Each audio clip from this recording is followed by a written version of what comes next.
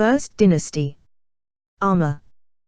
Believed to be the same person as Men's and to have unified Upper and Lower Egypt. Circa 3100 BC. Narmer was an ancient Egyptian king of the early dynastic period.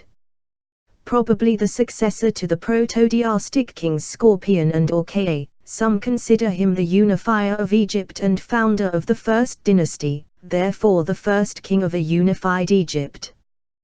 The identity of Narmer is the subject of ongoing debate, although mainstream Egyptological consensus identifies Narmer with the First Dynasty pharaoh Men's, who is also credited with the unification of Egypt, as the first pharaoh. This conclusion is based on the Narmer Palette, which shows Narmer as the unifier of Egypt, and the two necropolis seals from the necropolis of Abydos that show him as the first king of the First Dynasty. The approximate date of Narmer and/or Men's is mostly estimated as close to the 31st or 32nd century BCE, although recent Egyptological literature comprises estimates of anywhere between the 34th and the 30th centuries before the Common Era BCE. Reign. The famous Narmer Palette, discovered by James E. Quibble in 1898 in Hierakopolis, shows Narmer displaying the insignia of both Upper and Lower Egypt, giving rise to the theory that he unified the two kingdoms. Since its discovery, it has been debated whether the Narmer Palette represents a historic event or was purely symbolic. In 1993, however, Guta discovered in Abydos a year label of Narmer depicting the same event as that on the Narmer Palette, which clearly shows that the Narmer Palette depicts an actual historic event. The mainstream Egyptological consensus identifying Narmer with Men's is by no means universal. This has ramifications for the agreed history of ancient Egypt. Some Egyptologists hold that Men's is the same person as Hoarha and that he inherited an already unified Egypt from Narmer. Others hold that Narmer began the process of unification but either did not succeed or succeeded only partially, leaving it to Men's to complete. Arguments have been made that Narmer is Men's because of his appearance on a mud seal impression found in Abydos in conjunction with the game board hieroglyph for Mn, which appears to be a contemporary record of the otherwise unattested king. Another possible theory is that Narmer was an immediate successor to the king who did manage to unify Egypt, perhaps the king Scorpion, whose name was found on a massy head also discovered in Hierakopolis, but he adopted symbols of unification that had already been in use for perhaps a generation. Two necropolis mud ceilings listing kings recently found in the tombs of Den and Qa, both in Abydos, show Narmer as the founder of the First Dynasty, who was then followed by Hoarha. The Qa ceiling shows all 8 kings of the First Dynasty in the correct sequence beginning with Narmer.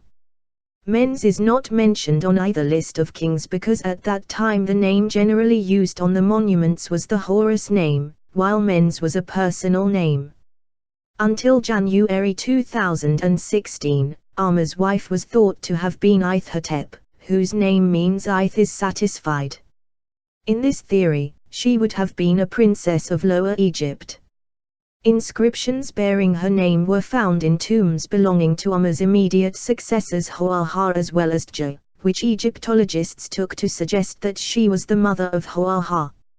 However, the discovery in January 2016 of rock inscriptions in Ca during an expedition under the authority of Pierre Tarlet proved that Ithetep was actually a queen regent early during Dja's reign, and thus possibly one of Hoarha's wives. Tomb and artifacts. Narmer's tomb is composed of 2 joined chambers, B17 and B18, found in the el-Qaab region of Abydos. It is located next to the tomb of Ka, who ruled Upper Egypt just before him. Narmer is well attested throughout Egypt and southern Canaan.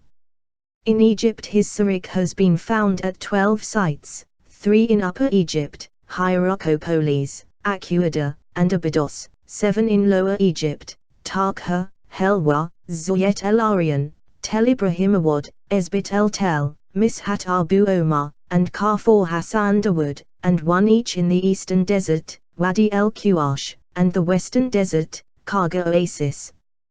During Umar's reign, Egypt had an active economic presence in southern Canaan. Pottery sherds have been discovered at several sites, both from pots made in Egypt and imported to Canaan and others made in the Egyptian style out of local materials. The latter discovery has led to the conclusion that Egypt's presence in Canaan was in the form of a colony rather than just the result of trade. While Egypt's presence in Canaan has been explained as the result of a military invasion, this view is not generally accepted. Fortifications at Tel Es-Sarkar dating to this period and almost entirely Egyptian in construction suggest a military presence, if not a military invasion. The extent of Egyptian activity in southern Canaan is shown by the discovery of 33 syrinx on pottery sherds at sites in Canaan dating from the Proto-Diastic period to the beginning of the First Dynasty. 13 of these belong to Umar, and came from 6 different sites: Tel Arad, En Biza, Ein Habiza, Tel Es-Sarkar, Archeology, Halif Terrace, Tel Ire, and Lod. An additional syrinx from Lod is attributed to Umar's probable predecessor, Ka. Significantly, only one is attributable to Umar's successors, to Hor-Aha, his immediate successor. The remainder of the syrinx either have no name on them or have a name not attributable to any known pharaoh. Umar's syrinx, along with those of other pre-diastic and early dynastic kings, has been found at the Wadi Amira in the southern Sea, where inscriptions commemorate Egyptian mining expeditions to the area. During the summer of 1994, excavators from the Archeology expedition, in southern Israel, discovered an incised ceramic sherd with the syrinx sign of Umar. The sherd was found on a large circular platform, possibly the foundations of a storage silo on the Halif Terrace. Dated to c. 3000 BCE, mineralogical studies of the sherd conclude that it is a fragment of a wine jar which had been imported from the Nile Valley to Canaan. After about 200 years of active presence in Canaan, Egyptian presence peaked during Umar's reign and quickly declined after that.